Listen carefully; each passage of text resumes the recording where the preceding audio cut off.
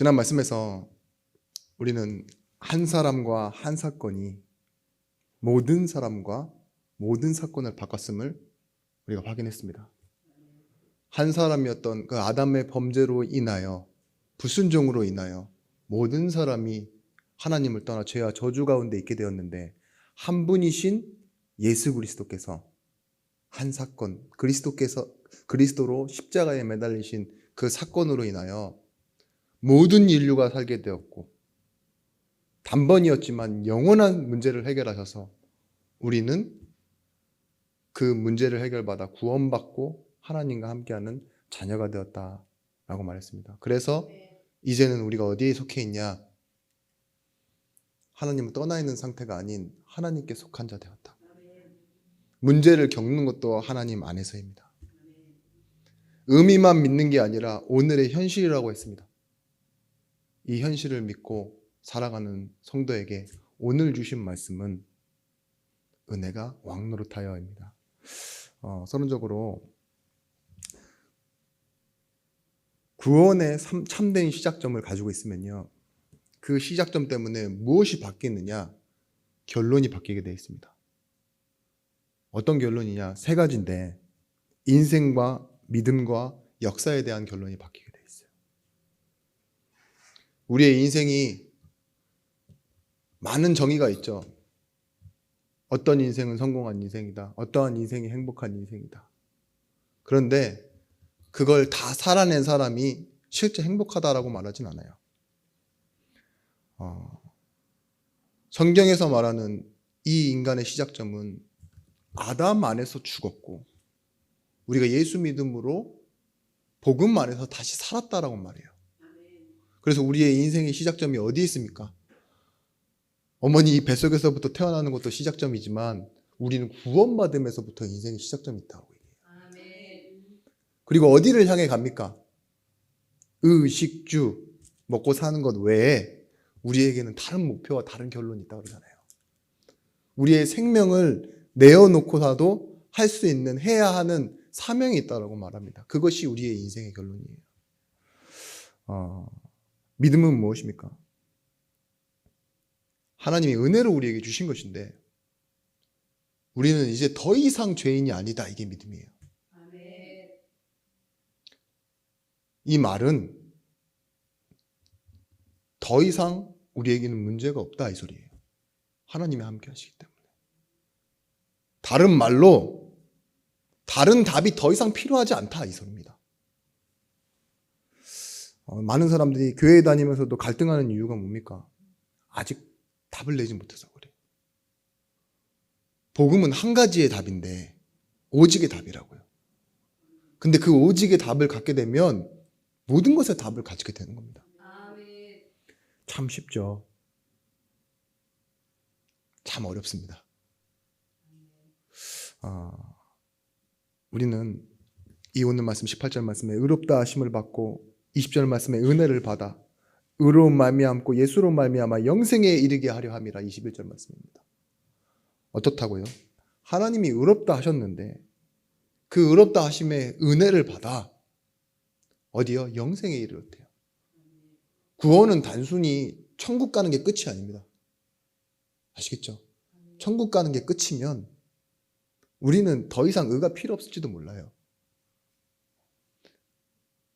구원은 뭐예요? 참된 시작입니다. 우리의 역사는요, 하나님의 소속으로 사는 것, 하나님 자녀의 소속으로 사는 것에서부터 시작됩니다. 그게 지난 말씀이에요. 이제 내가 하나님 편에 서서 세상을 다시 보기 시작하는 거예요. 내가 학교에서 배우고 지금 뉴스에서 나오는 그런 시간대별로 일어나는 사건들, 내 인생에 일어났던 수많은 반복된 일들, 나이 이런 게 역사가 아니라요, His story, 그가 하신 일, 그가 이루실 일, 그걸 바라보는 게 우리의 인생의 역사가 되는 거예요. 그러면 오늘 일어나고 있는 수많은 우리에게 아직 답이 없는 그런 많은 일들에 대해서도요, 역사에 대한 결론이 나오게 되어져 있습니다. 지난 말씀드린 그 대표성의 원리를 조금만 보태서 말씀드리자면 우리가 알고 있는 대표성의 원리가 뭡니까? 좀 간단하게 축약해서 한 3가지 정도로 나눌 수 있는데요. 만약에 노조에 가입하게 되면 어떡하죠? 위원장이 나가서 뭘 합니까? 타협을 하잖아요. 협상을 하고. 그러면 어떻게 됩니까? 그 위원장이 합의한 대로 임금 조정된 대로 내가 그 임금을 받아요. 내가 협상 테이블에 앉지도 않았는데, 그죠? 그게 가입되고 소속된 자에 주어지는 혜택이잖아요. 또 하나, 공산주의와 민주주의의 공통점이 있어요. 그것이 뭐냐? 뭐 독재든 대통령이든 대통령 권한으로 전쟁을 개전할 수 있어요. 시작할 수 있다고요. 선포하고. 우리가 뒤에서 하지마! 이렇게 말린다고 해도요. 그건 고유 권한이에요. 대통령을 우리가 뽑았잖아요. 안 뽑으신 분도 계시지만 야 나는 뽑지 않았어. 쟤 안 뽑았어. 그랬는데도 불구하고 대통령이 전쟁을 개전을 선포하잖아요. 그러면 전쟁이 일어나는 거예요. 아주 불합리하죠. 그게 우리가 겪은 일과 비슷합니다. 나는 내가 아담이었으면 죄 안 지었을지도 몰라. 그리고 나는 내가 짓지도 않은 죄. 그 아담이 지은 죄가 내 죄라는 거 인정할 수 없어. 이럴지 몰라도요. 실제 우리는 전쟁이 시작되면 폭탄 맞는 거예요. 그죠? 그게 대표성의 원리예요. 또 하나 이 대표성의 원리 중에 우리가 법적인 어려움을 당할 때 누구를 찾아가죠? 변호사를 찾아가잖아요. 그래서 내 이 법적인 문제에 대한 대리인으로 위임합니다. 그러면은 그 변호사는 뭐예요? 내가 법원에 가야 될 변호사가 직접 가고요. 합의할 사람도 만나주기도 하고요. 감옥에도 찾아와 주고요. 그래요. 나 대신해서 나의 모든 일을 대신해 주는 사람. 때로는 내가 모르는 것도 미리 알아서 이런 부분에 합의를 봐주고 이렇게 하는 거죠. 그게 대표성의 원리예요. 근데 지난 우리 말씀에서 나눴던 그 대표성의 원리가 우리가 이렇게 이해하고 싶은 이런 대표성의 원리가 아니라 뭐라고 얘기했죠? 우리가 아담이다 이거예요. 실제 아담. 우리가 지금 삶 속에서 동산 중앙에 있는 실과 따먹고 불순종하는 것처럼 우리는 하나님 알지 못하고 불순종하고 떠나 있는 상태에 있다. 그리고 예수 그리스도의 그 부활, 죽음과 부활이 뭐냐? 그게 나다라는 거예요. 그때 같이 죽었고 같이 살았다 이거예요. 역사적으로는 전혀 이해가 안 되시죠? 근데 그게 성경적이고 그게 말씀 안에서 말하고 있는 나라는 거. 그러면 여러분들 우리의 지식과 감정을 믿는 것이 아니라 오늘 말씀과 성령을 믿고 오늘 하나님이 말씀하시는 나를 찾는 응답의 날이 되시길 바랍니다. 첫 번째입니다. 은혜는 무엇이냐? 최고의 가치와 능력입니다. 바울이 말하고자 하는 은혜는요, 최고의 가치와 능력, 크고 강력하고 풍성한 은혜, 이걸 말하고 싶었던 거예요. 오늘 말씀 15절 말씀, 17절, 20절 말씀에 뭐라고 나와 있냐? 여러분들이 그냥 지나가면 안 되는 부사가 하나 있어요. 그게 뭐냐? 더욱입니다. 더욱. 읽어드릴게요. 15절 말씀입니다. 그러나 이 은사는 그 범죄와 같지 아니하니 곧 한 사람의 범죄를 인하여 많은 사람이 죽었은즉 더욱 하나님의 은혜와 또한 한 사람 예수 그리스도의 은혜로 말미암은 선물은 많은 사람에게 넘쳤느니라. 17절 말씀에도 이렇게 말합니다. 한 사람이 범죄로 말미암아 사망이 그 한 사람을 통하여 왕노릇하였은즉 더욱 은혜와 의의 선물을 넘치게 받은 자들은 한 분 예수 그리스도를 통하여 생명 안에서 왕노릇하리로다. 20절 말씀입니다. 율법이 들어온 것은 범죄를 더하게 하려 함이라. 그가 죄가 더한 곳에 은혜가 더욱 넘쳤나니. 바울이 이것을 설명하기 위해서 더욱이라는 단어를 계속 쓰고 있어요. 그게 뭐냐? 바울의 가슴에는요, 이 은혜가 가장 크고 가장 강력하고 가장 풍성하다, 최고의 가치다라는 걸 설명하고 싶은데 설명하다 보면은요, 아담 한 사람과 예수 그리스도 한 분을 1대1로 놓고 볼 수가 있어요. 그렇죠? 퉁 이렇게 놓을 수 있잖아요. 아담이 지은 죄를 예수 그리스도가 사했다. 1대1 비유가 아니에요. 더 크고 강력한, 더욱 몇 배보다 더 큰 그런 값어치가 이걸 완전히 이겨버렸다 이 소리예요. 바울의 가슴이 지금 뛰고 있는 겁니다. 이 은혜에 아는 바울의 자신감과 확신이 어떻게 표현되어졌냐? 더욱이라는 단어로 표현된 거예요. 우리가 알고 있는 로마서 8장 2절 말씀에 이는 그리스도 안에 있는 생명의 성령의 법이 죄와 사망의 법에서 우리를 해방하였습니다 했어요. 왜 그럴 수 있다라고 우리는 알고 있습니까? 죄와 사망의 법에서 생명의 성령의 법이 해방할 수 있었던 것은 생명의 성령의 법이 더 상위법이고 더 크기 때문에라고. 그렇게 알고 있죠. 그것처럼 더욱이 그런 의미예요. 저기 있는 저기 이장님은 좀 약하네요. 군수님 정도가 딱 법을 제정해놨어요. 근데 저 대법원장이 와가지고 그 법은 무효입니다. 아니면 저기 법무부 장관이 대통령이 딱 해보세요. 그럼 어떻게 돼요? 누구 말이 맞아요? 이장님 말이 맞아요? 군수님 말이 맞아요? 맞는 것과 상관없이 법이 더 위에 있잖아요. 그죠? 마지막 지방법원에서 상소해서 끝까지 올라가는 법이 최고의 상위법 대법원이잖아요. 거기선 끝이에요. 항소도 할 수 없어요. 그런 것처럼요. 하나님의 살리시는 생명의 성령의 법이 더 큰데 죄보다 더 큰 게 뭐라고요? 하나님의 은혜라고 말하고 있는 거예요. 여러분이 받은 은혜가 얼마나 큽니까? 그 은혜로 인하여 믿음으로 말미암아 여러분들이 구원을 얻었습니다. 에베소 1장 4절 말씀에 곧 창세전에 그리스도 예수 안에서 우리를 택하사 우리로 사랑 안에서 그 앞에 거룩하게 흠이 없게 하시려고 기쁘신 뜻대로 우리를 예정하셨는데요. 결국은 그 은혜의 풍성함을 따라 그의 피로 말미암아 우리가 속량하심을 받았느니라 라고 말하고 있어요. 은혜가 뭐 했다고요? 그의 피로 우리의 죄를 사해버렸대요. 그만큼 큰 게 하나님의 은혜입니다. 혹시 여러분 실수하신 거 있으십니까? 잘못한 거 있으십니까? 은혜를 받는 게 아니에요. 은혜가 무엇인지 오늘 이 자리에서 이미 받았기에 확인하십니다. 문제가 문제 아니다 이 말은요, 진짜 문제가 없단 말이 아니에요. 근데 은혜를 아는 사람에게는요, 문제가 있어도 문제되지 않는다는 말이에요.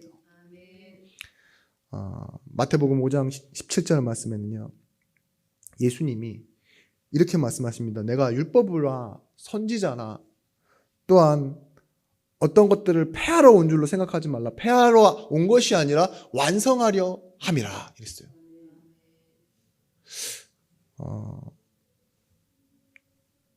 이 로마서 말씀에도 나와 있지만 우리가 죄가 이전부터 있었는데 율법이 있기 전에는 그 죄를 알지 못하지 않았냐라고 설명해요.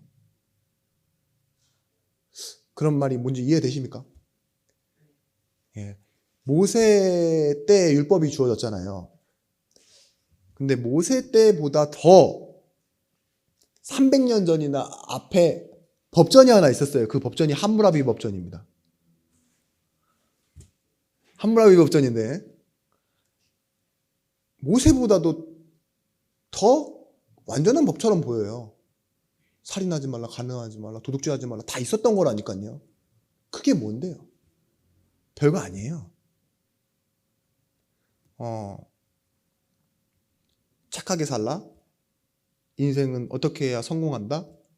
이런 거는요, 초등학교 책, 도덕책에도 나와 있는 얘기예요. 흥부놀부 얘기 있죠. 이런 것부터 시작해서 다 나오잖아요. 그런 것만 봐도 착하게 살고 남에게 베푸게 살고 좋은 일 하면 산다. 성경은 그런 책 아닙니다. 어떤 책입니까? 율법은요, 기능 자체가 너 죄 있어 그 정도 알려주는 거예요.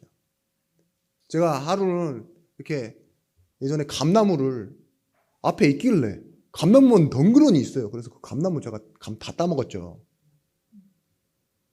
근데 몰랐어요. 뒤에 표지판에 주인 있음이라고 써져 있는 걸 못 봤어요. 율법이 뭐냐? 그거예요. 뒤에 있는 표지판이에요. 주인 있음. 나오다가 안 거죠. 제가 먹다가. 결국 그 감나무 샀습니다. 1년치를. 통째로 산 게 아니라 1년치만 사는데 40만 원이라고 그러더라고요. 감 몇 개 따먹고 40만 원 냈는데 제 돈으로 안 냈지만. 네, 제가 알고 계셨던 박지사님이 내셨습니다. 근데 그렇다니까요. 우리가 모르고 죄를 지었을 때 율법이 없기 전에는, 모세 이전에는 그럼 죄가 없었냐? 그게 아니다. 율법이 있어서 네가 죄를 알게 되는 것뿐이다. 그거예요. 여러분, 율법이 있어서 내가 죄인임을 알긴 했지만 율법의 기능은 뭐예요? 죄가 무엇인지 알게만 하는 것이지 완성이 아니라니까요. 은혜는 뭐냐? 네가 죄인인데 그 죄 문제를 내가 해결하러 왔어 라고 말하는 게 은혜예요. 그래서 예수님이 뭐라고 말씀하신 겁니까? 나는 율법을 없애버리려고 온 게 아니다. 그 율법을 완성하러 왔다. 이렇게 하신 거예요. 여러분, 그 승정원 아시죠? 광해 영화의 모티브가 된 거예요. 승정원이라는 곳이 어떤 곳이냐면은 왕의 모든 그 일어나는 일들을 기록하는 곳이 승정원입니다. 그래서요, 왕이 말을 타다 떨어졌는데 그것도 기록이 돼 있어요. 근데 말을 타다 떨어진 거 이거 좀 적지 마라 이렇게 부탁을 하니까 적지 말라 했다. 이것까지 적는 곳이 승정원이에요. 근데 약 14일간의 그 기록이 비어요. 그걸 가지고 이제 상상하고 뭔가 끼워 맞춰서 광해라는 영화를 만들어낸 거죠. 광해라는 영화 다 아시죠? 혹시 안 본 분 계십니까? 네. 제 눈빛이 되게 불신자를 보는 눈빛이었는데 죄송합니다. 안 보셨다고요? 네. 나중에 꼭 보세요. 한번 볼만한 영화입니다. 왜냐면 우리나라의 그 반이 봤으니까, 절반 이상이 봤으니까 광해는. 근데 이 광해의 이미지가 이 좀 폭군으로 알고 있지만 어떤 부분에서는요, 광해라는 사람이 이렇게 남과 다른 부분도 있었어요. 임진왜란 그 전에는 선왕과 선조들이 다 왕족들은 도망가잖아요. 근데 앞에 나가서 싸우는 그런 모습도 보여주고요. 신하들의 말을 듣고 백성들의 그 민초를 고려해서 대동법을 만들어 갖고 이 백성들이 살아가고 있는 그 살림살이에 좀 안정적인 부분에 도움을 주려고 했고, 인간적인 면도 많았어요. 그런데 또 다른 한편으로는 여러분들 알고 계시는 이상한 폭군 같은 모습도 있었잖아요. 그 두 가지 모습을 두고 이 비어있는 14일의 시간을 둬서 이제 가상으로 영화를 이제 제작한 거죠. 영화 속 대사입니다. 영화 속 대사인데 제가 할까 말까를 많이 고민했어요. 그냥 톤만 비슷하게 할 테니 읽어드릴 테니 비슷하네 안 비슷하네 판단하지 마시고 한번 들어보세요. 첫 번째 신하가 이렇게 말합니다. 명나라 기마 500두. 일이 아닙니다. 다시 하겠습니다. 네. 우리 이 광해가 가짜 왕이 이제 왕이 없는 시간에 다 그 자리에 서 있잖아요. 대소신료들이 모여서 국가의 대종사를 이제 의논하는 자리까지 앞에 가게 된 거예요. 근데 이 광해 가짜가 뭐 하던 사람이에요? 그 자작거리 시장에서 왕을 흉내내던 사람이에요, 사실은. 노래 부르면서 왕 흉내 내면서 술 먹고 막 농담 따먹기 해가지고 돈 벌고 그러던 사람인데 그 광대가 지금 광해가 됐다니까요. 그러다가 결국은 어디까지 와 있냐? 그 대소신료들이 모여서 회의하는 자리까지 와 있는 거예요. 그 내용이 어떤 내용이었냐? 오랑캐죠. 금나라가 위협을 하니 우리가 섬기고 있는 나라, 명나라를 잘 섬겨서 방비를 우리가 해야 됩니다 라고 말해주는 거예요. 그 신하의 말입니다. 명나라의 기마 500두, 궁수 3,000, 기병 2,000, 총 2만 명의 군사를 파송해야 하는 줄 아랍니다.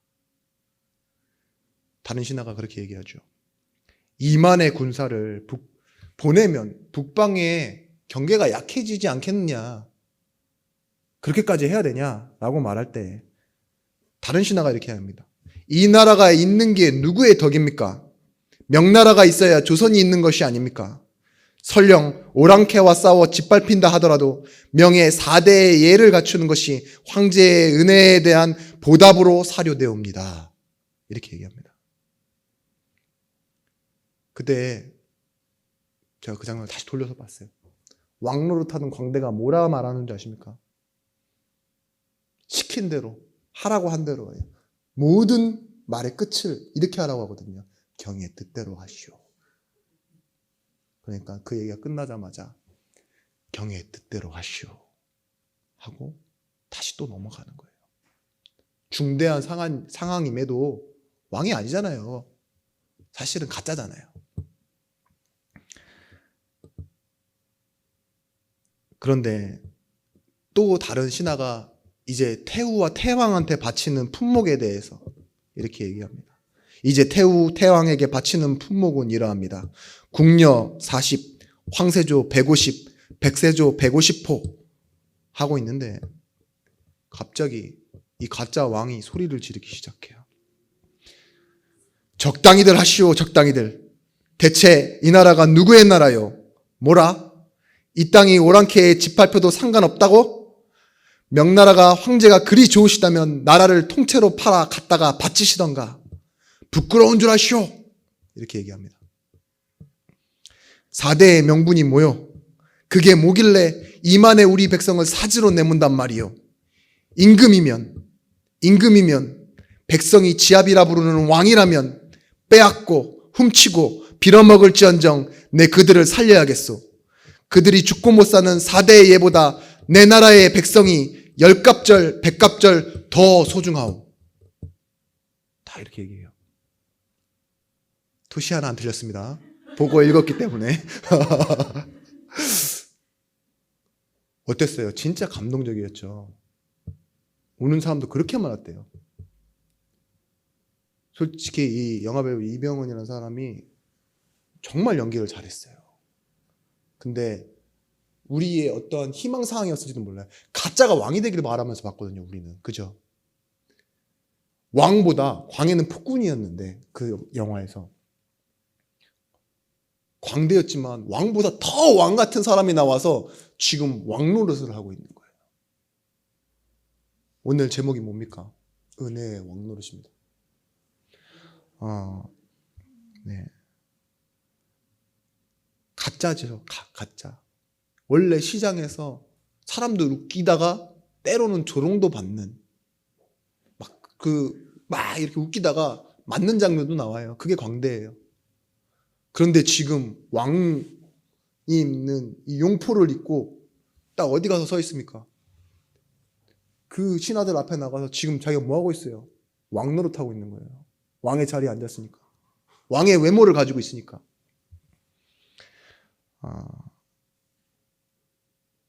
마찬가지입니다. 우리도 마찬가지야. 사실은 알고 보면은 우리 복음과 구원과 떼놓고 보면 우리 인생은 완전 짝퉁 같은 인생이에요. 어디서 왔다 어디로 가는지 모르는. 그죠? 좀 있으면 잘난 척하고 좀 없으면 궁색해하고 돈 몇 푼 100만 원 200만 원 그런 작은 돈에 우리 신앙 팔아버리고. 우리 가론 유다보다 사실 더한 사람들이잖아요. 매일 생각으로는 그 이상도 팔잖아요. 명분 때문에. 명분? 사람 이름 명분 말고 진짜 명분이잖아요. 우리가 찾는 정의, 자존심 이런 것 때문에 사람 미워하는데, 그런 미워하는 마음 갖고도 솔직히 우리 은혜 받겠다고 교회 나오는 사람도 있잖아요. 그렇죠? 그게 가짜라는 말입니다. 우리는요, 은혜가 왕로를 타는 자들로 살아가는 거예요. 이 세상에서. 은혜가 왕로를 타여 그리스도께서 하신 그 일을 내가 마치 하는 것처럼 누리면서 살아가는 거라니까요. 그리스도께서 하실 것인데 그 이름 선포하면서 안진뱅이 이렇게 세웠던 베드로처럼요, 우리가 현장에 가서 이 복음 모르는 사람에게 그리스도 하신 것처럼 사랑을, 우리 마음 안에 있는 사랑을 주고, 그 사람 불쌍해하고, 사실은 내가 더 불쌍한 사람인데도 불구하고, 내가 돈이 더 없는데도 내가 더 부자인 것처럼 다가가서 복음 얘기하고, 나도 사실 불쌍하게 살아왔지만 나는 이제 행복한 사람인 척하면서 복음 전하는 사람, 그게 전도자라니까요. 언어도 잘 안 되면서 다른 나라까지 가갖고 삐실삐실하지만 뭐예요? 복음 전하고 있는 사람, 그 사람들이 왕노릇하고 있는 선교사님들 아닙니까? 우리는요, 하나님의 말씀을 신탁받았습니다. 내게 맡기셨어요. 이 땅 사는 동안에 나와 관계된 관계와 일 속에서 은혜가 왕노릇하고 있음을 증명하고 증거하는 증인들이십니다.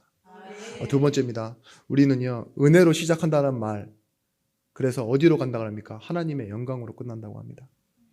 은혜로 한다, 이런 말 있죠. 이런 말들이 특히 교회 안에서 진짜 잘못된 말로 쓰여지는 경우가 많아요. 예전에 우리 목사님들 노예하는 데 가서 보니까는 그런 말 하시더라고요.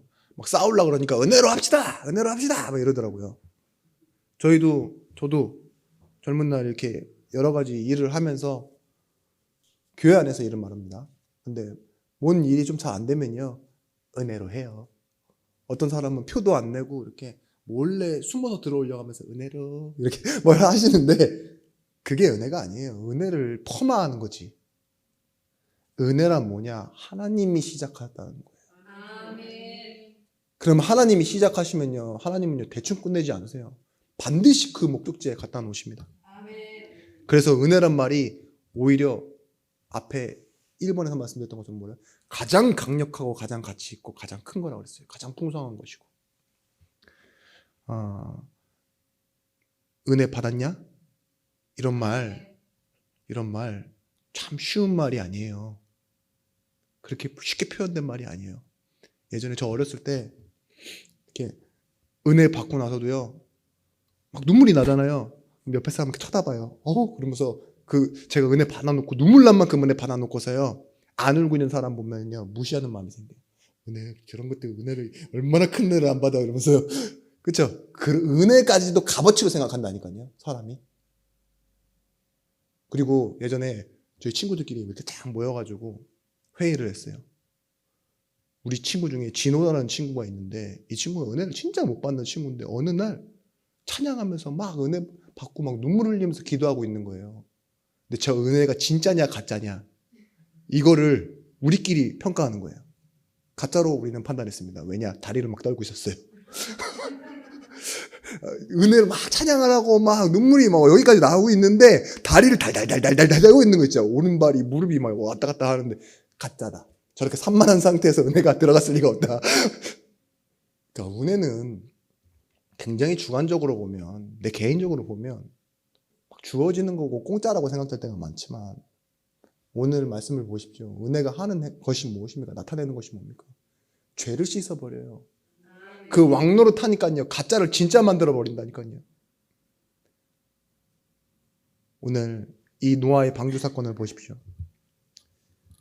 노아는 은혜를 입자마자 인생이 차압당해버렸어요. 하나님 앞에. 그게 은혜예요. 12일이 아닙니다. 12년이 아닙니다. 120년 동안 그 은혜를 받은 노아는요, 인생이 차압당한 것처럼 보이는데요, 거짓된 말에 속지 않아요. 그게 은혜입니다. 미친 사람이다 욕을 하고 조롱하고 따돌리는데 속지 않아요. 그게 뭐예요? 밑에 있던 신하들이 하는 말이에요. 광해한테. 말 몇 마리, 궁녀 몇 명, 2만의 궁사 보내야지 우리가 살 수 있다. 이게 지금 해결책이다 라고 말하는데요, 아니라는 거예요. 그게 뭐예요? 왕노릇하는 거예요. 내가 내 결정한다 이거예요. 비를 맞고 결국은 그 비에 빠져 익사하기까지 사람들은 죽어가는데 살려낸 게 뭡니까? 방주. 그게 은혜의 목적지라니까요. 은혜는 그래서 반드시 하나님의 영광으로 나타나게 되어 있습니다. 우리가 은혜를 받았다는 말은 뭐냐? 어느 쪽을 향해 살아가야 되냐? 하나님의 영광을 위해 살아가는 거예요. 아브라함과 이삭을 보십시오. 은혜 받았어요. 근데 갈대우르를 떠나서 아브라함이 여러 가지 일을 겪고 그리고 나서 죽을 때에 저 이방 나라에 땅 한 평 못 샀어요. 근데 말도 안 되는 가격을 지불하고 무덤자리 하나 얻었어요. 그게 전부예요, 사실은. 은혜가 이끌어간 곳이 어디라고요?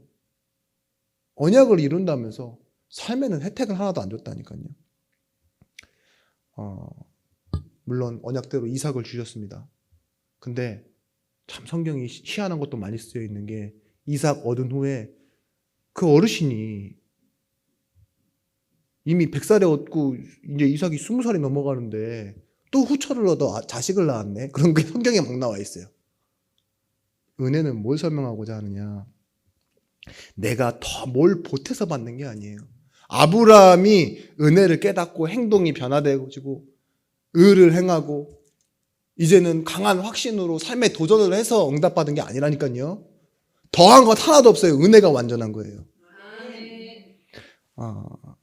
종은 어떤 사람이냐? 왕에게 종속된 자예요. 근데 사약을 만약에 왕이 종에게 내린다. 그럼 어떻게 해야 되죠? 너무 써. 꿀 좀 타주시면 안 될까요? 야, 너무 많다. 조금만 빼주세요. 이렇게 해도 돼요? 그냥 절하고 먹는 거예요. 그죠? 왕이 내린 거니까 사약도 절하고 먹는다니까요. 은혜가 왕 노릇한단 말은요, 뭐예요? 이 은혜가 가는 곳에 죄와 저주와 무능과 질병이 다 무너져 내리는 거예요. 그게 여러분의 권세입니다.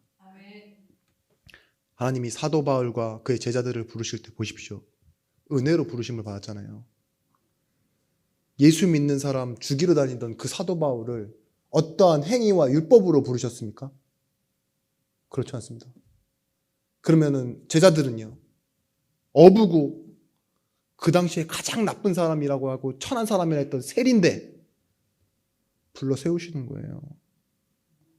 사마리아 여인 같은 사람, 과부 같은 사람, 이미 병 걸려 있는 중풍병자 이런 사람도 있죠. 귀신 들린 자 다 무엇으로 부르셨습니까? 은혜로 부르셨습니다.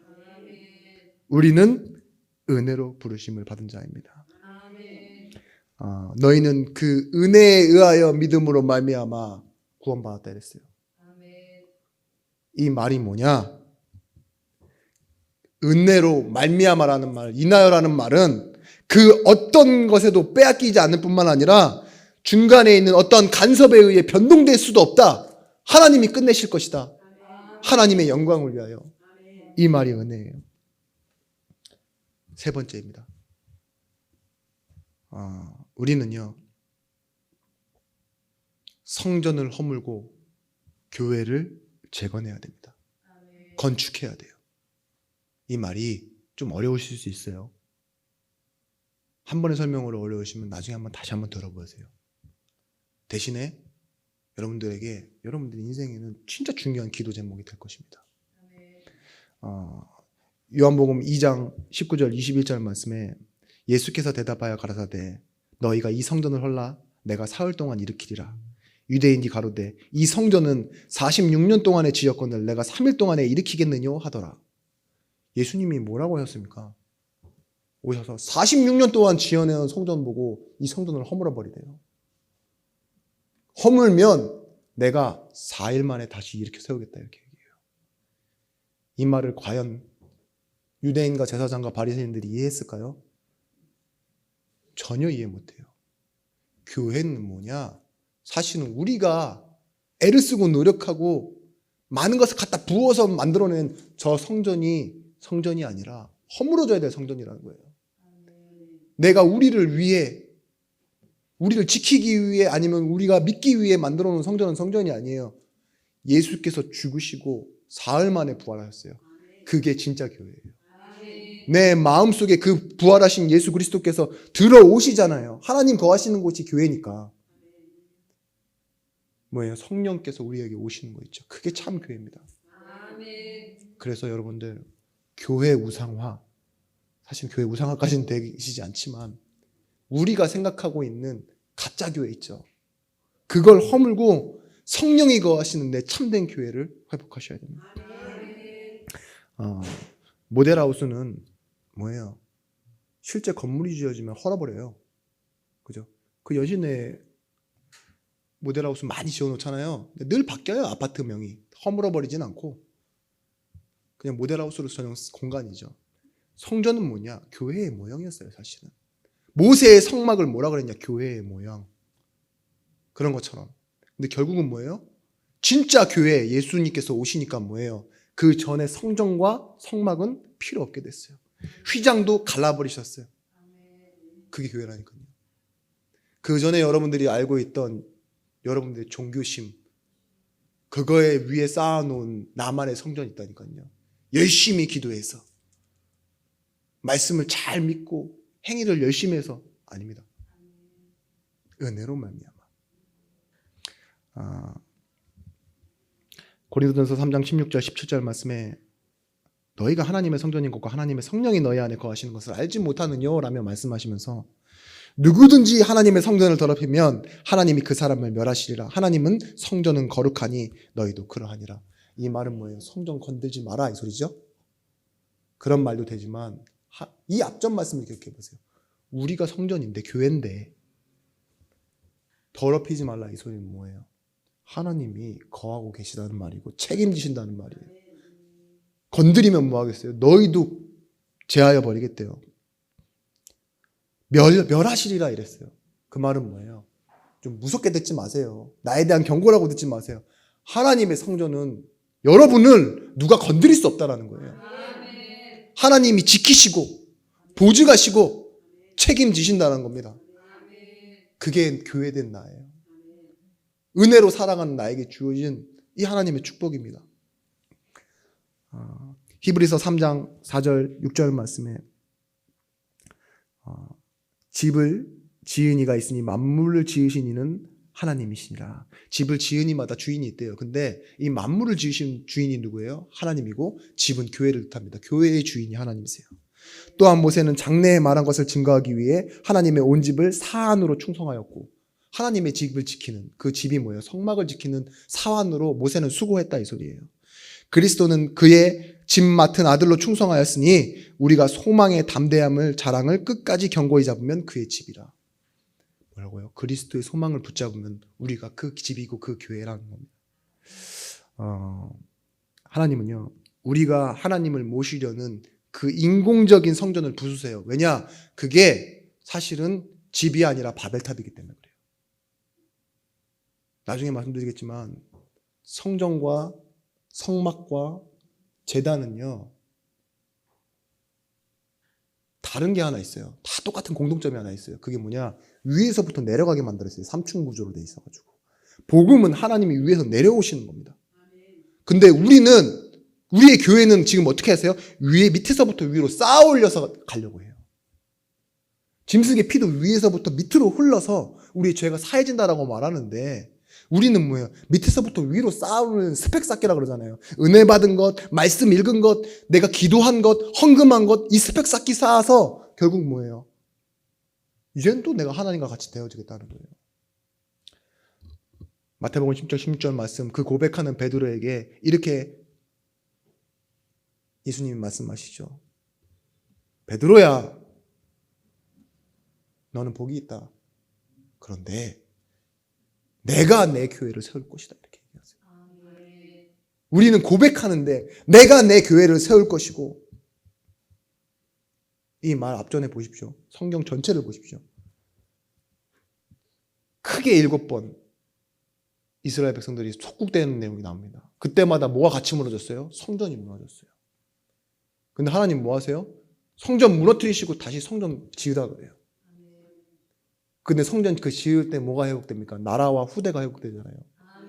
우리 때도 마찬가지입니다. 우리가 잘못 만들어 놓은 있죠. 우상을 섬기기에 만들어 놓은 잘못된 교회를 지우고 바른 교회를 건축하는 거예요. 그게 우리예요. 말씀으로 나를 채우고 성도를 교회로 보고 지체로 보는 것 있죠. 왜 예수를 머리로 한 지체냐? 이 팔이 자기 의지대로 움직이지 않잖아요. 내 머리를 통해서 눈도 모든 지체가 다 그렇잖아요. 개인의 의지가 없어요. 그게 교회예요. 우리가 오늘 이 자리에 있을 때 예수를 머리로 한 지체로 우리 인생이 몰수당한 것처럼 보이는데, 빼앗겨버린 것처럼 보이는데, 강제 차압당했는데 뭐예요? 실제로는요, 하나님의 영광을 나타내는 일에, 하나님이 움직이시고자 하는 일에 우리의 인생이 쓰임받고 있는 겁니다. 결론입니다. 우리에게는요, 응답이 발견되어지는 근원지가 있어요. 마태복음 6장 33절 말씀 뭐예요? 너희는 먼저 그의 나라와 그의 의를 구하라. 그리하면 이 모든 것을 너에게 더하여 주시라. 우리가 왕노릇하는 그 현장에 하나님의 통치가 임하신다고 했는데요, 하나님의 나라 임하는 그곳에 내가 왕노릇하는 거예요. 그곳에서 내가 왕노릇한다니까요. 한국 교회가 틀린 문제 때문에 스스로 무너지고 있습니다. 스스로 실패하고 있어요. 싸우고 있고. 근데 이 내용을 뭐라고 하느냐? 고지론이라고 해요. 이게 우리 교회 안에 들어와 있는 사상이라니까요. 지금 한국 교회. 고지론이 뭐냐? 높은 데 올라가서 너희가 세상 사람들에게 자랑스러운 존재가 되어 하나님을 자랑하라. 하나님의 영광을 나타내라. 라고 말도 안 되는 거짓된 사상에 속아서 교회가 지금 고지론 속에 올라가 있다니까요. 하나님 자랑하려고 그러고 간증하려고 그러고 내 행한 일을 가지고 다른 사람 살려내려고 하고, 그런 역사가 없습니다. 이제까지 이 인류의 역사는, 우리 한국이라는 나라는, 또 앞으로 있을 다른 나라는 어떻게 살려야 되느냐? 순교자의 피 흐른 곳에 살아나는 거예요. 자기를 부정해버리고 자기의 인생을 빼앗긴 자들이, 하나님께 빼앗긴 자들이 오히려 뭐예요? 세상을 살려냈습니다. 옆에 있는 사람을 살려냈다니까요. 우리 안에 들어와 있는 나를 자랑하고 싶은 그 고지론, 그게 빠져나가야 됩니다. 진짜 100만의 말씀, 1000만의 말씀입니다. 아무리 자랑해도요, 안 살아나요. 오히려 더 비참해집니다. 나도 그렇고 그 사람도 그렇고. 내 존재는 부정됐어. 십자가에 죽기까지 부정됐어. 그게 예수님이 느낀 감정일 거예요. 난 처음 올 때부터 왕으로 보내신다고 하면서 목수의 아들로 보냈어. 그리고 수많은 기적들을 행했는데 나한테 침뱉고 부정했어. 나중엔 다 도망갔어. 그게 예수님이 느끼신 주요 감정이 아닐까요? 그래서 내가 하나님의 아들이기에 하나님을 찾았어. 나를 버리지 말라고. 근데 부정했어. 하나님도 나를 버렸어. 그게 십자가예요. 그게 예수님의 삶이었다니까요. 완전히 부정돼 버린 삶. 누구도 알아주지 않았던 삶이 예수 그리스도. 그게 죄였고 그게 부정당한 거예요. 근데 그게 순종이었어요. 십자가가 뭘 말하고 싶어 하냐? 내가 부정당해 이렇게까지 죽었는데 뭐예요? 이걸로 인해 네가 살아요. 내가 죽고 네가 산다 이거예요. 허무주의입니까? 아니거든요. 여러분, 왕노릇한다는 건 뭐예요? 여러분들의 현장에서 나는 없어도 된다예요. 그렇게 부정당하면서 사시는데 여러분 뭐가 나타나느냐? 다른 사람이 살고 세상이 살아나는 증거들을 여러분들은 보게 되실 겁니다. 탕자의 형이요, 잘하고 있잖아요. 탕자처럼 사고를 안 쳤다니까요. 형이니까. 나는 집에서 잔치 한번 벌여본 적 없다. 돈도 아껴 쓰고 허투루 한 거 같고 아버지한테 받은 것도 없다. 근데 뭐예요? 저 새끼 뭐라? 다 버리고 왔네? 비난하고 있어요. 그게 예성전인 거예요. 그게 율법인 거예요. 근데 뭐예요? 이 탕자는요, 은혜 입기를 원해서 돌아왔어요. 근데 은혜 주시는 분이 계시네? 달려와서 가락지 빼서 주인하라고 하시네? 잔치를 벌이시네. 야, 오랜만에 왔는데 밥 한 200평 갈고 와라. 이게 아니라니까요. 잔치를 벌어서. 그게 뭐예요? 다시 돌아오는데 왕노릇하는 거예요. 그 탕자가 뭐라 합니까? 나는 종의 주인의 아버지의 집에서 종의 역할을 하더라도 괜찮습니다. 나는 없어도 됩니다. 라고 하는데 뭐예요? 사실 돌아온 곳 자체가 어디예요? 왕노릇하는 자리로 다시 돌아온 거예요. 그게 우리의 구원입니다. 천국은요, 우리 전체가 다 왕이에요. 그거 아세요?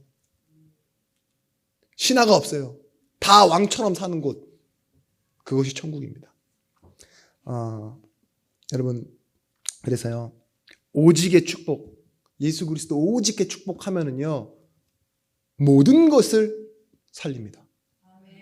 성경에 그 증거가 나와 있습니다. 하나님을 사랑하는 자, 곧 그 뜻대로 부르심을 받은 자들에게는 모든 것이 합력하여 선을 이룬다고. 예수 그리스도의 한 가지 답을 냈는데요, 뭐가 돼요? 모든 것에 답이 나요. 한 사건을 아는데요, 모든 사건이 이해가 돼요. 그게 십자가 사건 아닙니까? 모든 사람을 살리는 축복이 나에게 있습니다. 우리에게 있습니다. 한 문제를 해결하셨는데 모든 문제 해결하신 분, 그분이 바로 그리스도이십니다. 여러분, 보좌의 축복, 그 보좌가 뭐냐? 사실은 어린 양이 피 흘리고 죽는 제단을 보고 보좌라고 그랬어요. 예수님께서 앉으신 단이 어디죠? 우편 보좌라고 그러잖아요. 여러분, 보좌의 축복 누리려면요, 여러분의 삶의 현장에서 여러분들이 죽으셔야 돼요. 타살당하라는 소리가 아니라 내 스스로 십자가를 위하여, 복음을 위하여 죽겠다. 내가 죽고 너를 살린다. 그때요, 진짜 보좌의 축복이 많은 거예요. 성자, 성부, 성령의 축복이.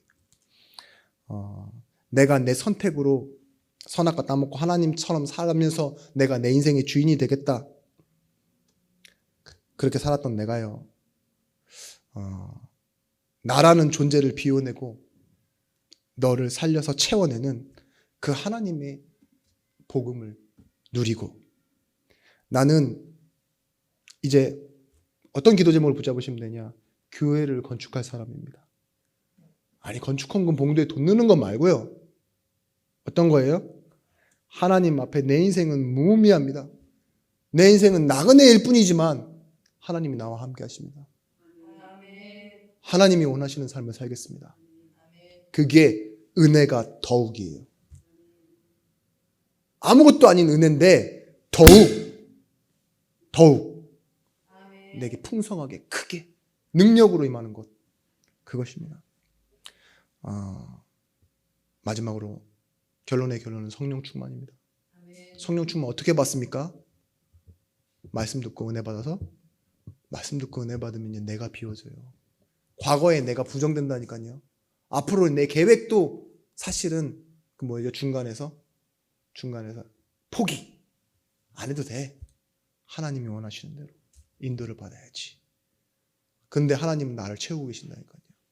나를 비워냄으로 하나님이 채우시는 것을 체험하는 것, 그것이 뭡니까? 성령의 충만함입니다. 여러분, 구원은 목적이 아닙니다. 구원은 시작입니다. 천국 가는 목적이 아닌 뭐예요? 하나님의 영광을 나타낼 전도의 축복입니다. 우리가 구원의 현실을 누리면요, 어떤 응답이 보이느냐? 사실 우리는 영생을 얻었잖아요. 구원 받자마자. 근데 이게 오랜 시간 동안 존속된다, 이런 의미가 아니에요. 지옥 가서도 영원히 살아요. 그런 영생이 아니라니까요. 하나님의 생명이 내 안에, 나도 살고 남도 살리는 그 축복이 내 안에.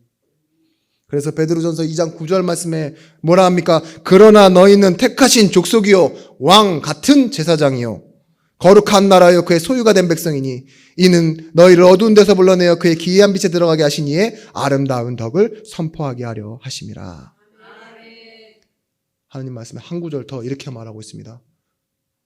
구원받은 너희에게 하나님 말씀하시는데 이렇게 해요. 내가 내 영광을 위해 창조한 내 백성을 오게 하라. 우리는 뭐예요? 구원받고 내가 내 영광을 위해 창조한 내 백성. 그럼 뭐예요? 나는 구원받았지만 하나님의 영광을 위해 창조된 하나님의 백성입니다. 구원받은 여러분의 목표지는 어디냐? 영광이에요. 하나님의 영광 나타내는 한 주간의 삶을 살아내시길 바랍니다. 남을 섬기지만 실제로 우리 마음 안에는 은혜가 더욱 풍성하여 모든 것에서 왕노릇하시는 증거 있는 증인들 되시길 기도하겠습니다. 기도하겠습니다.